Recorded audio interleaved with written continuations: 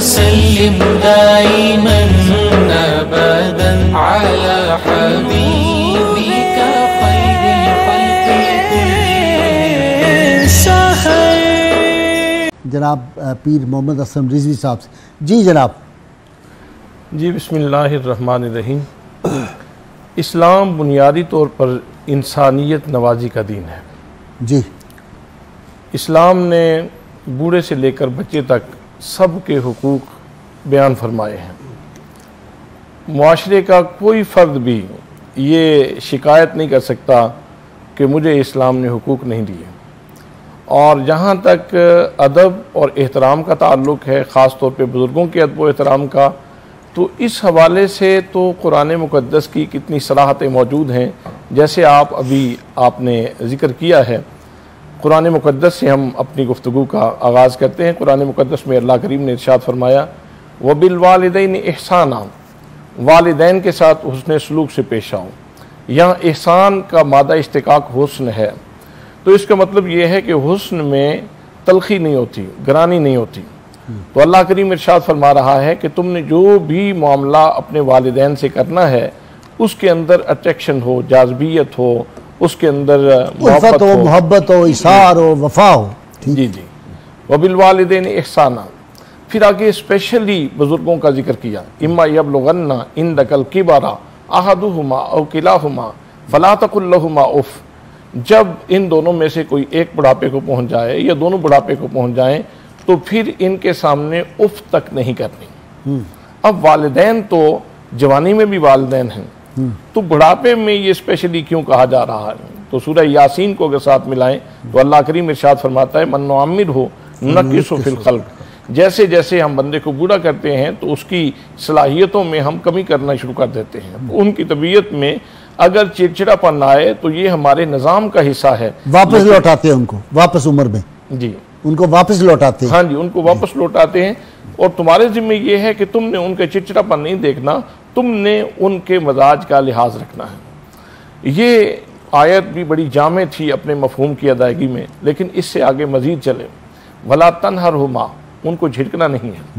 یہ بھی بڑا جامع جملہ تھا، لیکن مزید اس سے آگے کہا وَقُلْ لَهُمَا قَوْلًا كَرِيمًا. جب ان سے بات کرنی ہے تو لہجے میں کریمی ہونی چاہیے، نرمی ہونی چاہیے. اب آپ جیسے روزانہ الرقیب کا جیسے آج آپ نے معنی بیان فرمایا، تو اسی طرح الکریم جو صفت ہے یہ اللہ کریم کی صفت ہے، اور اس نے اپنے حبیب صلی اللہ تعالیٰ علیہ وسلم کو بھی عطا فرمائی. تو اس کے اندر ٹھنڈک پائی جاتی ہے. واہ، اس کا مزاج ٹھنڈا ہے. سبحان اللہ، جمالی ہے. جی جمالی ہے. اگر کسی بندے کو بلڈ پریشر ہو اور اگر وہ اس یا کریم کا یا سیدنا کریم صلی اللہ علیہ وآلہ وسلم کا وظیفہ کرے تو اس کا بلڈ پریشر کنٹرول ہو جائے گا. تو گویا والدین کے لیے بچوں سے کہا جا رہا ہے کہ جب ان سے تم نے بات کرنی ہے تو ایسے لہجے میں بات کرو کہ ان کے سینے میں ٹھنڈ پڑ جائے، واہ، ان کو سکون حاصل ہو جائے. اچھا، آپ کی بات سے تائید ہوتی ہے. اپنا سلطان مرید صوفی عرش محمد صاحب ہمارے جو ہے وہ یا کریموں کا، سیدنا کریموں کا ورد بہت کرتے ہیں. ان کے مزاج میں اتنی ٹھنڈک ہے ان کو کبھی غصہ ہی نہیں آیا. کمال کا آدمی ہے. جی اچھا، یہ بھی بڑا جامع ترین جملہ تھا اپنے مفاہیم کی ادائیگی میں، لیکن یہاں بھی اللہ کریم نے اکتفا نہیں کیا. پھر آگے ارشاد فرمایا وَاخْفِضْ لَهُمَا جَنَاحَ الذُّلِّ مِنَ الرَّحْمَةِ. تم چاہے جتنی بلند پرواز پہ چلے جاؤ، تم صدر بن جاؤ، پرائم منسٹر بن جاؤ، تم کسی علاقے کے کوئی بہت بڑے معتبر بندے بن جاؤ، لیکن اپنے والدین کے سامنے تم نے اپنے پروں کی پرواز نیچے رکھنی ہے اور رحمت کندھے جھکا دینے، کندھے جھکا کے رکھنے ہیں. ان کے سامنے بچھ جانا ہے ان کے سامنے. وَاخْفِضْ لَهُمَا جَنَاحَ الذُّلِّ مِنَ الرَّحْمَةِ. اور پھر فرمایا کہ جب تم نے ان کے لیے میری بارگاہ سے دعا کرنی ہے تو وہ میں لفظ بھی تمہیں خود عطا فرماتا ہوں، یہ گاڈ گفٹڈ ہے. فرمایا وَقُلْ لَهُمَا قَوْلًا كَرِيمًا. فرمایا رَبِّ ارْحَمْهُمَا كَمَا رَبَّيَانِي صَغِيرًا، کہ میرے پروردگار ان دونوں ہستیوں نے جیسے مجھے چھوٹی عمر میں سنبھالا ہے، میرے پروردگار ایسے ہی تو ان کو سنبھال. اور اس مرحلے سے ہر بندہ گزرا ہے، میں بھی گزرا ہوں، آپ بھی گزرے ہیں کہ رات کی یکبستہ سردی کے موسم میں جب ماں اپنے بیٹا جب پیشاب کر دیتا ہے تو ماں اپنے بیٹے کو خشک بستر پہ لٹاتی اور خود لیٹ جاتی ہے بستر پیشاب والے کے اوپر، اور پھر بار بار کمبل اٹھا کے دیکھے، رضائی اٹھا کے دیکھے کہیں بیٹے کو ہوا تو نہیں لگ رہی۔ تو یہ وہ ہستی ہے کہ جس کو اللہ کریم نے کرم کا ایک جہان بخشا ہے، ماں کی ممتا کی صورت میں اللہ نے رحمتوں کا ایک جہان بخشا ہے۔ تو یہ دونوں ہستیاں، میں نے ایک بندے کو دیکھا، ادھیڑ عمر ہے لیکن وہ اینٹیں اٹھا اٹھا کے اوپر والی اسٹوری پہ پھینک رہا ہے۔ تو میں نے پوچھا بابا یہ اس عمر میں کیا کر رہے ہو، اتنی مشکل مزدوری کر رہے ہو؟ تو اس نے کہا جی بات یہ ہے اصل میں بچے چھوٹے چھوٹے ہیں تو بچوں کے لیے بہت کچھ کرنا پڑتا ہے۔ تو قرآن مقدس میں اللہ کریم نے والدین کا یہ اسپیشلی ذکر کرنے کے بعد اب جتنے رشتے ہیں انسان کے وہ سب والدین سے جڑتے ہیں، چچا ہے، ماموں ہے، خالہ ہے، پھوپھی ہے، تو وہ سب ان کو جو ماں کے درجے میں ہیں ان کو ماں کا درجہ ملے گا، ماں کے قائم مقام، اور جو باپ کے برابر ہیں ان کو باپ کے قائم مقام درجہ ملے گا۔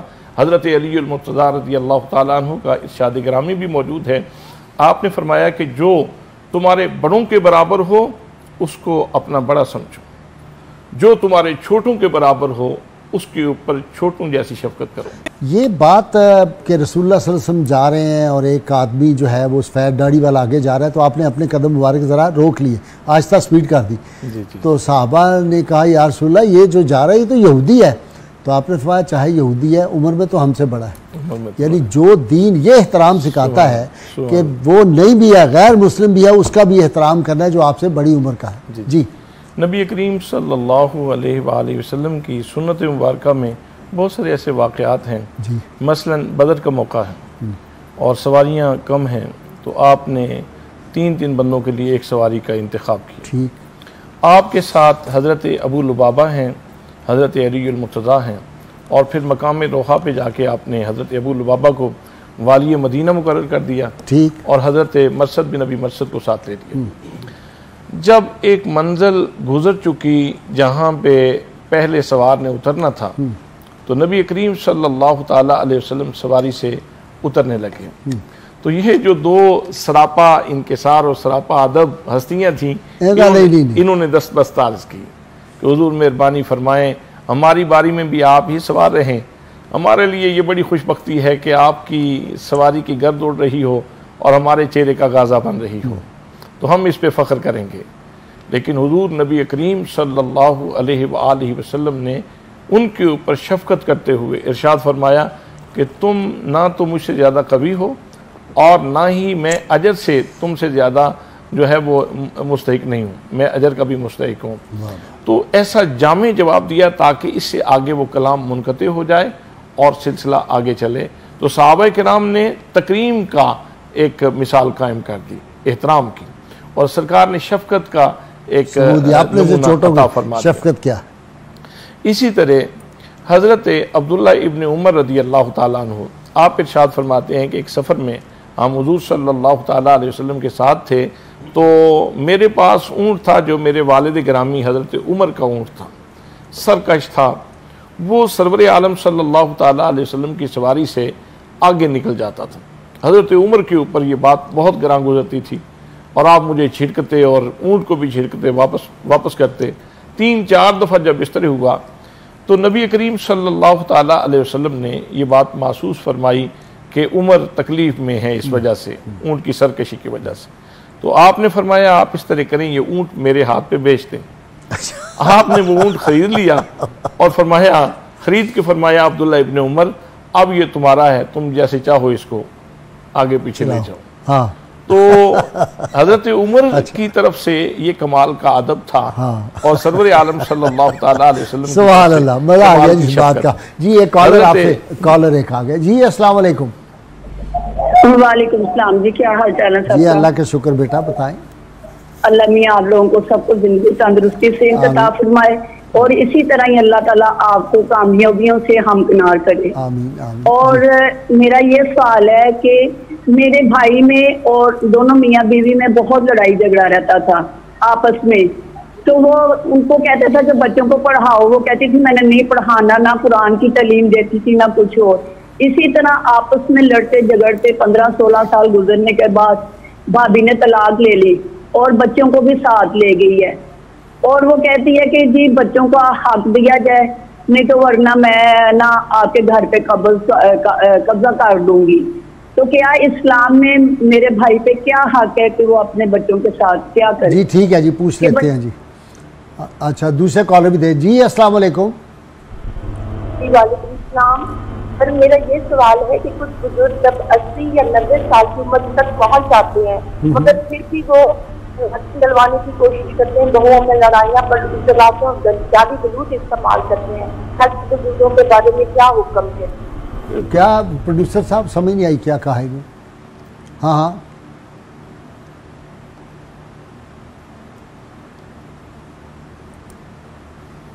اچھا وہ جی دو سوال آ گئے۔ پہلا تو انہوں نے یہ کہا کہ وہ میاں بیوی لڑتے تھے، طلاق ہو گئی تو وہ عورت کہتی ہے کہ تمہارا کیا حق ہے مرد کو جسے طلاق لے لی بچوں پہ۔ دوسرا وہ کہتے ہیں کہ جو بزرگ ہیں گھر میں وہ کوئی بات کر دیتے ہیں کڑوی تو وہ بچے جو ہے وہ اس طرح نہیں ان سے بیہیو کرتے صحیح طرح سے، کیا کرنا چاہیے؟ اس کے لیے تو وہی ہے کہ نبی کریم صلی اللہ تعالیٰ علیہ وسلم کا جو اسوہ ہے اور قرآن مقدس کی جو تعلیمات ہیں، اگر ہم ابتدائی طور پر صبر کا دامن پکڑے رکھیں اور پھر اس کو ذرا دھیمے انداز میں خوش اسلوبی کے ساتھ ان معاملات کو ڈیل کریں تو یہ بہتر طریقے سے کنٹرول ہو سکتے ہیں۔ ٹھیک ہے جی۔ اور اگر یہ واقعہ ہو چکا ہے تو پھر والدین بچوں کے ساتھ ان کا حق تو موجود ہے، والدین کا ان کا تو انکار نہیں ہو سکتا۔ جی بالکل ٹھیک ہے، عدالت کے ذریعے بھی وہ حق لیا جا سکتا ہے۔ میں نے اپنی زندگی میں جو سب سے اچھا عمل سمجھتا ہوں، میں نے ہر موقع پہ جب بھی گھر گیا ہوں تو سب سے پہلے ماں کے پاؤں چومے ہیں، اور یہ میری ماں کی دعائیں ہیں کہ انہوں نے مجھے ضیاء الامت کے دروازے پہ پہنچا دیا۔ ایسا ہی ہے جی۔ میں تو بچوں کو کہتا ہوں جب جاتا ہوں مختلف اداروں میں لیکچر دینے تو کہتا ہوں کہ کامیابی کا زینہ میرے پاس ایک نسخہ ہے جو $1 ملین کا ہے، اپنے ماں باپ کے قدم چوم کے نکلو، صبح شام کو آ کے چومو، اگر ناکام ہوئے تو میرا گریبان پکڑ لینا۔ وسلم دائما ابدا على حبيبك